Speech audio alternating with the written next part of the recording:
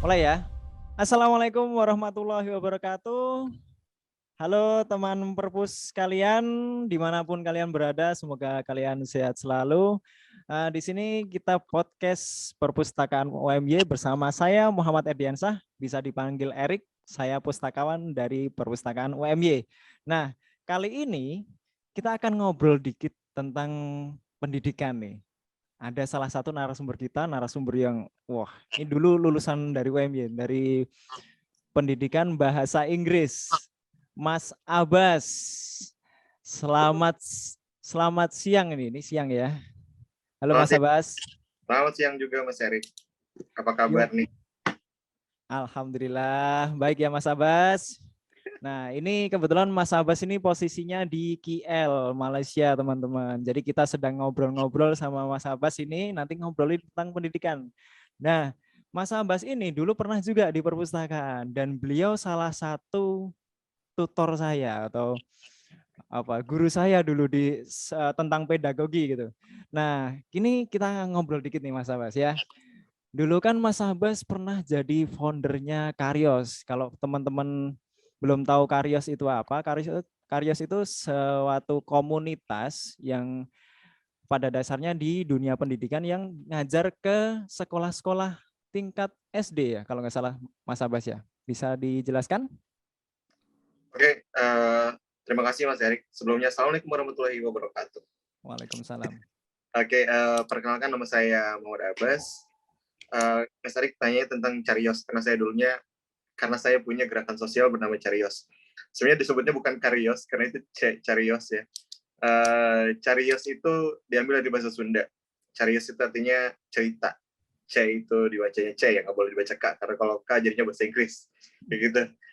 Carios bercerita. Nah, kalau Carios itu dibentuk tahun 2011 ya di Kabupaten Lebak, Provinsi Banten. Kalau misalnya teman-teman pernah dengar Provinsi Banten, mungkin terkenal sama debusnya, terkenal sama perdukunannya, tapi ini Carios ini bergerak di gerakan sosial pendidikan, khusus di pendidikan di Banten Selatan. Banten Selatan itu meliputi Kabupaten Lebak dan Pandeglang sebenarnya. Tapi kebetulan domisili saya di Kabupaten Lebak, asalnya juga di Kabupaten Lebak, jadinya saya fokus ke Kabupaten Lebak di sebelah selatan kayak gitu. Nah, waktu itu kenapa mendirikan Carios? Karena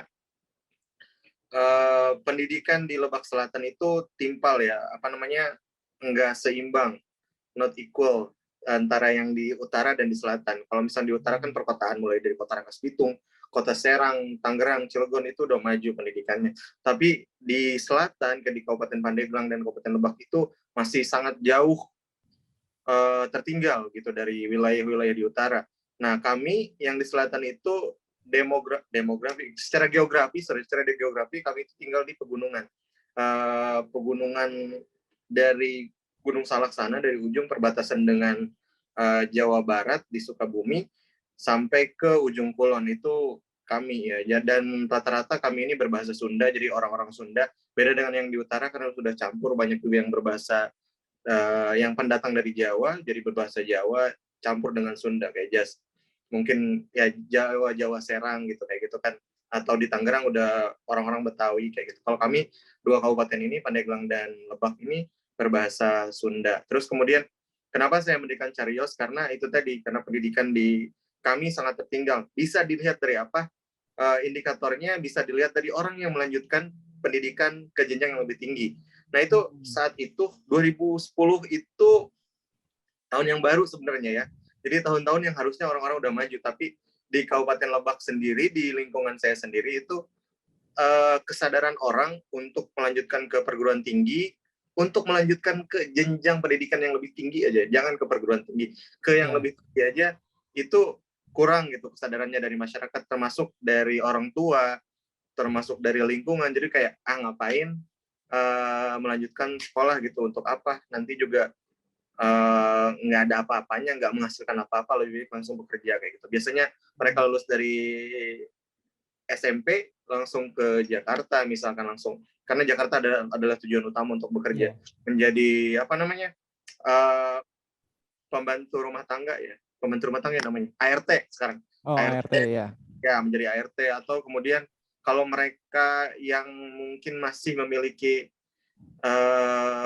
keinginan untuk lanjut sekolah, lanjut ke SMA. Dari SMA mereka, angkatan saya aja itu masih bisa dihitung jari, dan dari kampung saya sendiri yang melanjutkan hanya saya sendiri mungkin. Dari SMA yang sama, dan dari kampung saya yang melanjutkan ke perguruan tinggi hanya saya sendiri. Nah, di situ saya kayak termotivasi gitu. Yes. Bagaimana caranya kalau misalkan pendidikan ini sebenarnya penting gitu. Biar orang-orang di sini juga terdidik, karena aku yakin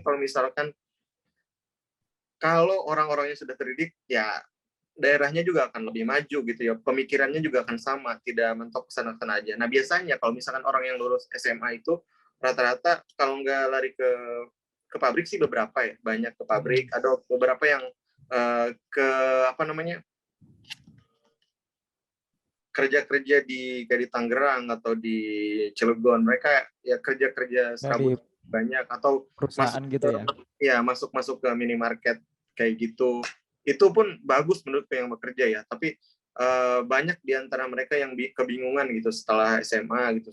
Mereka bingung untuk melanjutkan kemana itu. Kebanyakan mereka untuk pergi bekerja. Kalau yang SMA sih menurutku ya udah cukuplah, masih bisa dia melanjutkan. Tapi untuk yang SMP tidak melanjutkan ke SMA, SD tidak melanjutkan ke SMP, itu yang menjadi problem di kemudian hari. Nah, kemudian mereka kan yang lulus SD sama SMP ini pergi untuk kerja berat ya. Iya. Kerja kasar lebih ya. Ke otot lah. Betul, lebih otot. Nah, sedangkan otot manusia kan kalau udah tua nggak kepake kan ya. Iya, akhirnya betul. Setelah mereka usia kayak 40 mungkin, kalau atlet mungkin ya, kalau mereka tidak cedera gitu kan ya. Iya. Ya. Oke, berarti sebenarnya banyak potensi yang ada di Lebak, daerah Lebak sama Pandeglang, yang sebenarnya mungkin masyarakat situ atau anak-anak yang ada di situ kurang menyadari bahwa kalau mereka belajar lebih tinggi, mereka dapat hal yang lebih juga daripada kalau mereka sekedar lulus SMP langsung kerja gitu ya.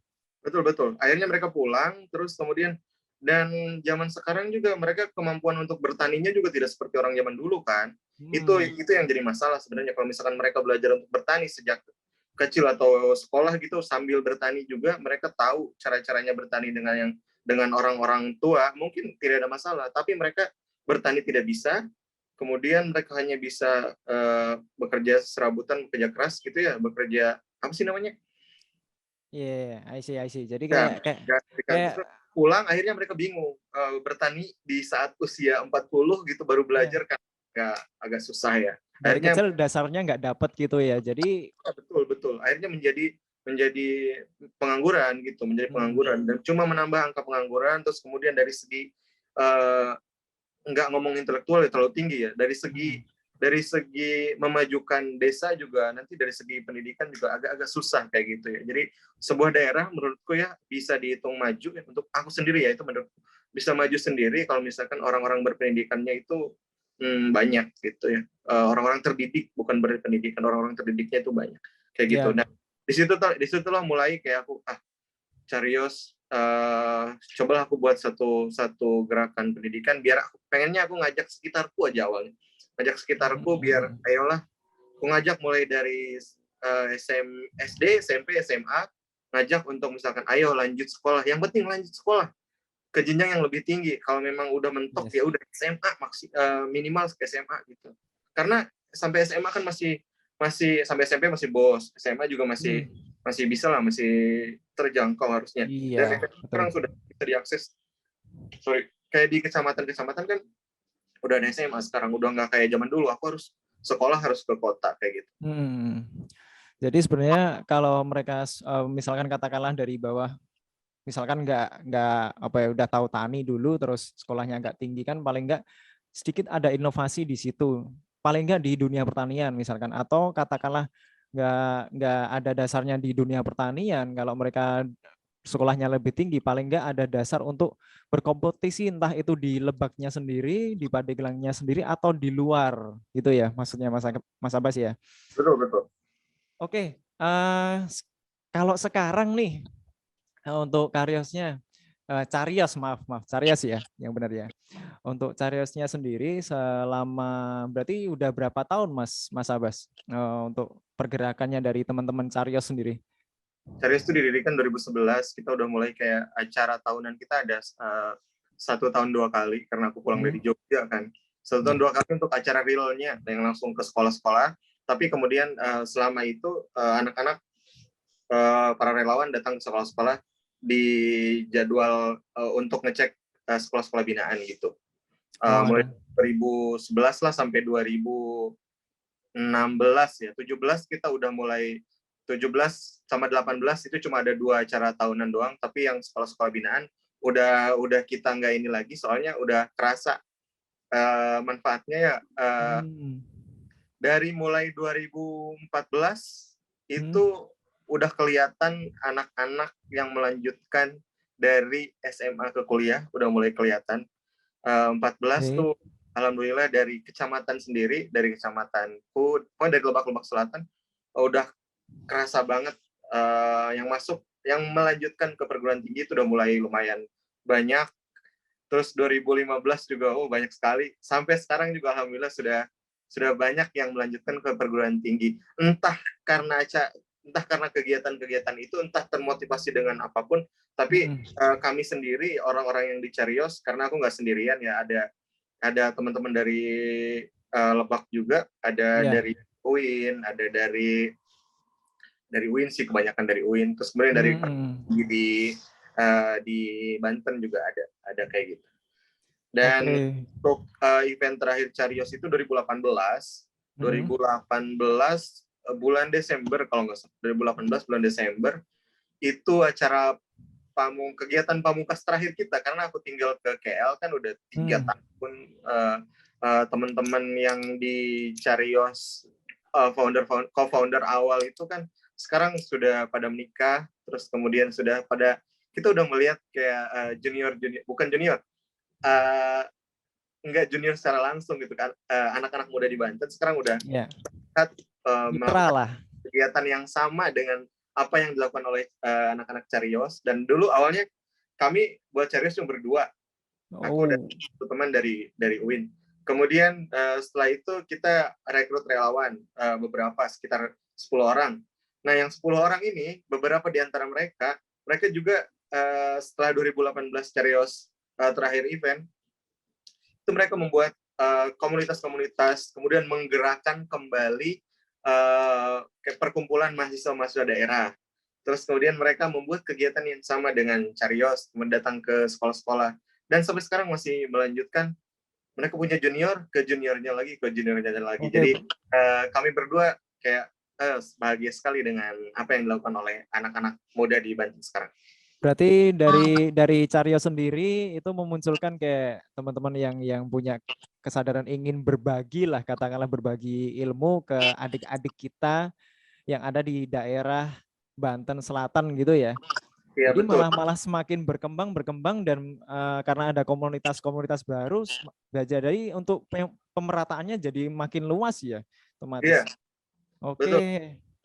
Mas Abbas, aku jadi keinget sama sekolah rimba sebenarnya yang dulu kalau nggak salah sama Butet Manurung itu kan kalau beliau lebih ke orang-orang rimba atau orang-orang yang hidup di hutan gitu ya, yang mereka yang nggak tahu menulis, nggak tahu baca, akhirnya diajarin baca tulis biar mereka itu nggak mudah ditipu lah kasarannya sama apa ya, orang-orang itulah anggapannya gitu ya.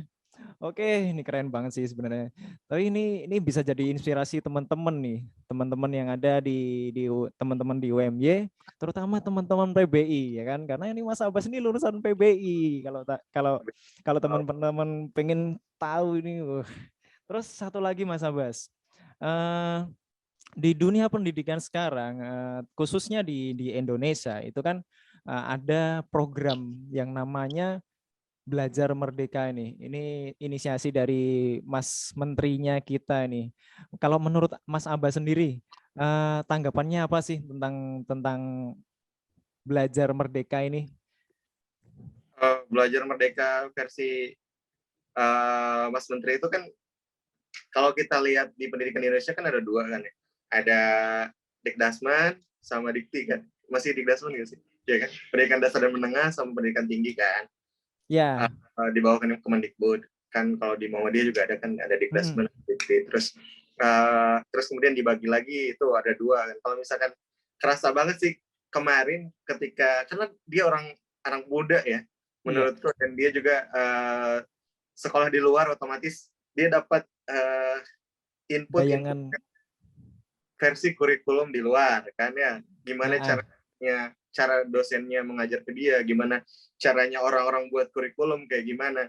Dan menurutku ya ketika itu mulai digagas, itu tuh kayak, karena mungkin aku lebih ke sebagai gurunya ya, karena aku jurusan pendidikan bahasa Inggris, sebagai guru gitu. Sebagai guru itu mungkin kalau aku nggak ngebedain antara guru muda dan guru yang udah senior gitu ya, tapi pasti itu akan lebih membuka kesempatan untuk guru-guru untuk lebih kreatif lagi.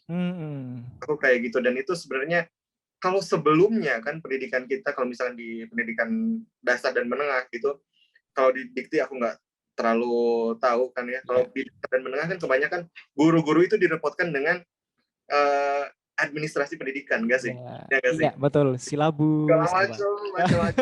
Jadi mereka kayak buat RPP, buat RPP segala macam ya. Laporan dan lain-lain kan cuma mengikuti sistem yang ada dari pusat kan.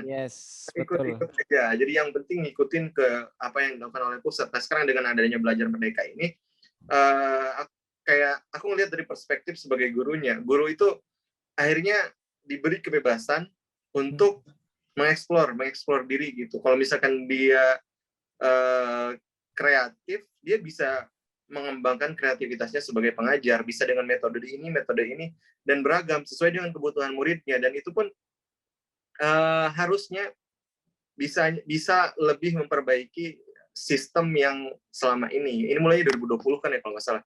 Iya. Iya, sistem yang saat ini kan, yang sebelumnya kan guru hanya ngikutin aja, belajar yang dikasih apa-apa dari pusat, dia ngajarin itu, dan monoton pasti.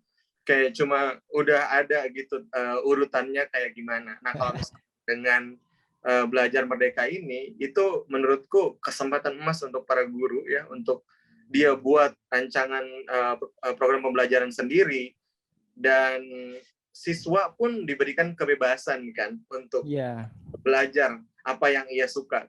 Menurutku ini gebrakan yang positif lah, dan bisa memperbaiki selama ini kesulitan yang dialami oleh guru, biar guru lebih fokus untuk mengajar, bukan ngurusin administrasi pendidikan kayak gitu. Yes, betul. Berarti dari program ini bisa dikatakan gurunya itu bisa dikasih kebebasan untuk mencari formulanya sendiri, mengajar ke siswa juga dikasih kebebasan mencari formulanya, dia mau belajar kemana, gitu ya. Dia belajar apa? Karena nggak semua siswa kan ikan diajak berjalan, burung diajak berenang kan nggak bisa. Nggak bisa, iya betul. Oke. Mungkin ini terakhir ya Mas Abbas, karena kita waktunya juga nggak banyak. Harapan Mas Abbas nih tentang pendidikan di Indonesia, kira-kira apa nih? Harapan. Dari sosok seorang guru nih. Harapan sebenarnya kalau kita kayak zoom out gitu ya, kalau kita zoom out dari perspektif yang agak jauh gitu ya, kita ngelihat dari tahun ke tahun, sebenarnya pendidikan di Indonesia semakin baik tahun ke tahun. Dan kita harus optimis, menurutku kita harus optimis bahwa pendidikan di Indonesia, kayak siapapun pemerintahannya kayak gitu ya, di bidang pendidikan ini kita lebih pelan-pelan kita maju. Dan dengan gebrakan Belajar Merdeka ini, aku yakin ini akan membawa pendidikan Indonesia kepada lebih baik lagi dari sebelumnya. Dan inilah saatnya guru-guru dan murid-murid, siswa-siswa, pelajar-pelajar, mahasiswa termasuk, untuk mengembangkan diri di zaman ini, karena ini zamannya udah berbeda setelah merdeka. Di kampus juga kita bisa ngambil 3 semester nggak sih? 3 semester kalau saya. 3 semester di luar kampus. Dan ini kesempatan ya. Kalau dulu kalau misalnya kita nggak bisa masuk negeri, kita nggak bisa ngambil mata kuliah di mana saja kayak gitu. Dan kesempatan untuk kita untuk mengembangkan diri, aku yakin SDM Indonesia dengan belajar merdeka ini akan semoga dan akan lebih baik lagi. Ya, semoga lebih baik lagi ya, Mas Abbas. Oke. Mas Abbas, terima kasih buat waktunya. Semoga ini bisa menginspirasi teman-teman dan bisa jadi apa ya, ilmu baru atau pengetahuan baru buat teman-teman. Jadi untuk pendidikan di Indonesia itu sebenarnya untuk tanggung jawabnya nggak cuma dari si guru atau dosen atau siapapun, tapi termasuk kita juga ya harusnya ikut berperan di dunia pendidikan itu sendiri. Oke, Mas Abbas, terima kasih untuk waktunya. Terima kasih sudah meluangkan waktunya. Oke, teman-teman, demikian obrolan kita dengan Mas Abbas. Terima kasih, semoga menginspirasi. Saya Erik, pustakawan dari Universitas Muhammadiyah Yogyakarta. Sekian, wassalamualaikum warahmatullahi wabarakatuh.